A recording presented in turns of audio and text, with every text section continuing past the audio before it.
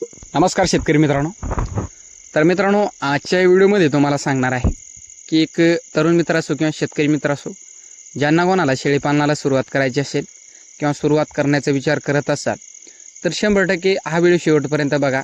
कोणत्या शेळीपालनाला सुरुवात करावी, म्हणजे सर्वसाधारण कोणतं शेळीपालन करावं जेणेकरून तुम्हाला अडचणी येणार नाही, किंवा एक कोणतं शेळीपालन कोणत्या तरुण मित्राने किंवा शेतकरी मित्राने करू नये, तर त्याच्याबद्दल आपण सविस्तर माहिती तुम्हाला एक देणार आहे या व्हिडिओमध्ये. तर शेवटपर्यंत व्हिडिओ नक्कीच बघा. सुरुवात बघा, फिरस्ती शेळीपालन, अर्धबंदिस्त शेळीपालन आणि पूर्णतः बंदिस्त शेळीपालन. तर या तिन्ही टॉपिकवरती आपण संपूर्ण तुम्हाला सविस्तर माहिती सांगणार आहे. ज्यांना कोणाला करायचं असेल त्यांना 100% अडचण आली नाही पाहिजे, त्या कारणामुळे आपण हा व्हिडिओ बनवतो. तर मित्रांनो, कोणत्या शेळीपालनामध्ये तुम्हाला कष्ट कमी आहे किंवा कोणतं शेळीपालन तुम्हाला एक परवडू शकतं, तर त्याच्याबद्दल आज तुम्हाला सांगणार आहे. सुरुवातीला बघा, माझं एक फिरस्ती शेळीपालन आहे किंवा खूप दिवसापासून आपण शेळीपालन एक करतोय. तर मित्रांनो, फिरस्ती शेळीपालनामध्ये काय आहे, कष्ट भरपूर आहे. आणि कष्ट सुरुवातीपासून बघा, आता पिढ्यानपिढ्या गेले याच्यामध्ये की एक फिरस्तीमध्येच काम करतात. आता एक नवीन ट्रेंडिंगमध्ये आला की अर्धबंदिस्त, पूर्णतः बंदिस्त. तर सुरुवातीला असं काय नव्हतं की संपूर्ण एक सोड्या की संध्याकाळपर्यंत चारायच्या आणि एक आपल्या शेडवरती किंवा सर्वसाधारण गोठा असा त्याच्यामध्ये बांधायच्या. तर त्याच्यावरती संपूर्ण एक उदरनिर्वाह चालत होता, किंवा एक पिल्ले विक्री करायचे किंवा त्याच्यामध्ये तशा पद्धतीने एक चालू होतं. तर आता काय आहे मित्रांनो, काही मित्र बंदिस्त करतात, काही फिरस्ती करण्याची सुद्धा एक या काळामध्ये विचार करतात, अर्धबंदिस्त. तर बघा, माझं एक फिरस्ती आहे मित्रांनो, आणि फिरस्ती मला सुद्धा करण्याचा कंटाळा येतो. सत्य म्हणजे एका कारणामुळे ते सुद्धा तुम्हाला सांगतो. फिरस्ती मला करण्याचा कंटाळा येतो, आणि कंटाळा येण्यामागचं कारणसुद्धा तुम्हाला सांगतो. जे एक माझं फिरस्ती आहे, सुरुवात म्हणजे कंटाळा येण्यामागचं कारण म्हणजे इथून पुढे, आता इथून मागे तर संपूर्ण तुम्हाला सांगितलं आपण की चरण्यासाठी शेळ्यांना कमतरता नाही.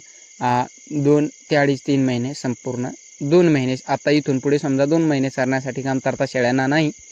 तर मित्रांनो, त्याच्यामध्ये बघा अडचण कुठं येत असते, ज्या टायमाला शेळ्यांना चरण्यासाठी काही नसतं किंवा चारा चांगल्या पद्धतीचा नसतो, तर सतत एक फिरस्तीमध्ये खूप फिरावं लागतं. त्याच्यामागे कष्ट, तर त्याचं काय वाटत नाही मला, त्याच्यामागे फिरण्याचं काय वाटत नाही, म्हणजे डेली रुटीन आपलं एक तेच असतं किंवा डेलीची एक सवय असल्या कारणामुळे काय वाटत नाही.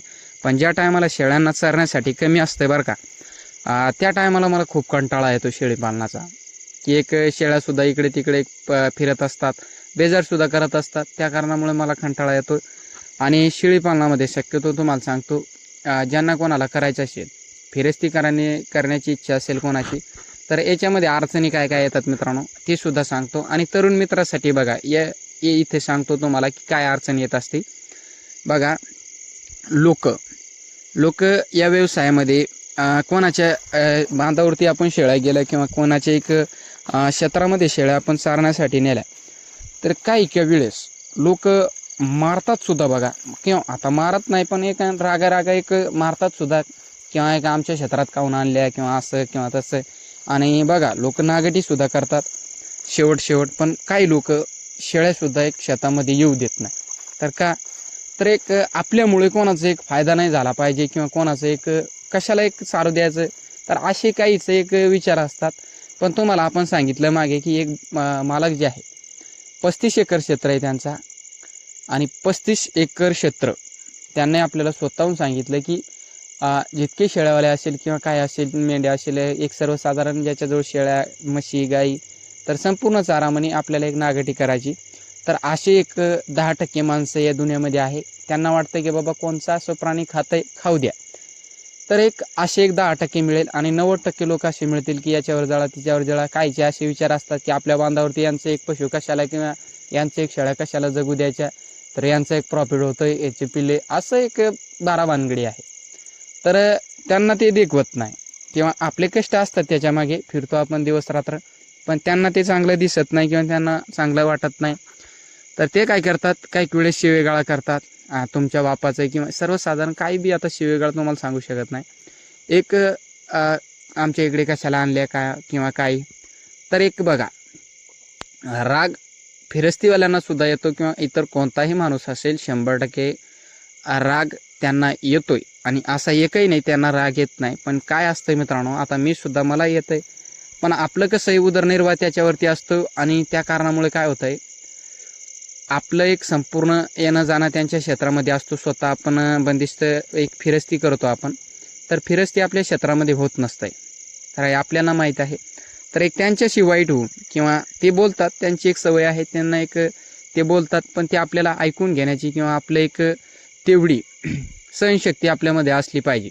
तर आत्ता काय करतात जे तरुण मित्रांना फिरस्तीमध्ये उतरायचं आहे, मेन मुद्दा म्हणजे आहे सांगतो तुम्हाला, ज्यांना कोणाला फिरस्तीमध्ये उतरायचं आहे त्यांना ते एक सहन होत नसेल किंवा ते आता एक तुम्हाला सांगितलं आपण एक बोलतात सुद्धा, शिवेसुद्धा देतात, तर शेळ्यासुद्धा चरू देत नाही, काही वेळेस नागडी करतात. पण बघा त्याच्यामध्ये काय होतात, एक सर्वसाधारण काय असं होतं आहे, एक तरुण मित्रांना राग येतोय किंवा त्यांनी शेतमालकाने एक शिवेगाळ केली तर आपण सुद्धा शिवेगाळ काही मित्र करतात, पण त्याच्यामध्ये काय होतं, शेळीपालन ते लवकर बंद पडतंय किंवा त्यांना जमत नाही किंवा काही काहींना सहन होत नाही, एवढं लगे एक कंट्रोल होत नाही आपल्या एक रागावरती.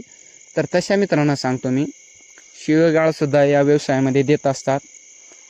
काही वेळेस आपल्याला त्यांचं कामसुद्धा करावं लागतं शेतीमधलं. जे आता एक मेंढपाळ मित्र आहेत आपल्या इकडे सुद्धा एक येत असतात, तर त्यांनासुद्धा लोक एक काम लावत असतात बरं का.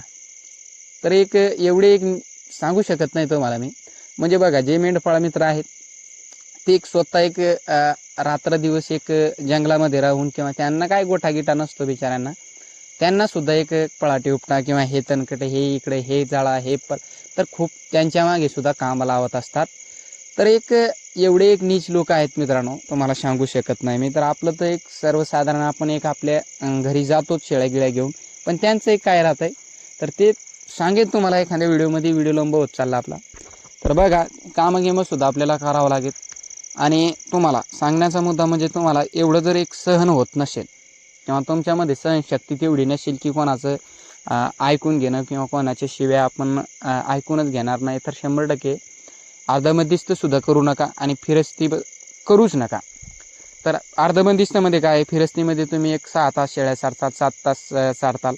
त्याच्यामध्ये काय होतं आहे, अर्धबंदिस्तमध्ये फिरस्तीमध्ये 6-7 तास सारसाल आणि अर्धबंदिस्तमध्ये सुद्धा 2-3 तास तुम्हाला शेळ्या चारावंच लागतात आणि दुसऱ्याच्या बांधावरती जावं लागतं आहे मित्रांनो.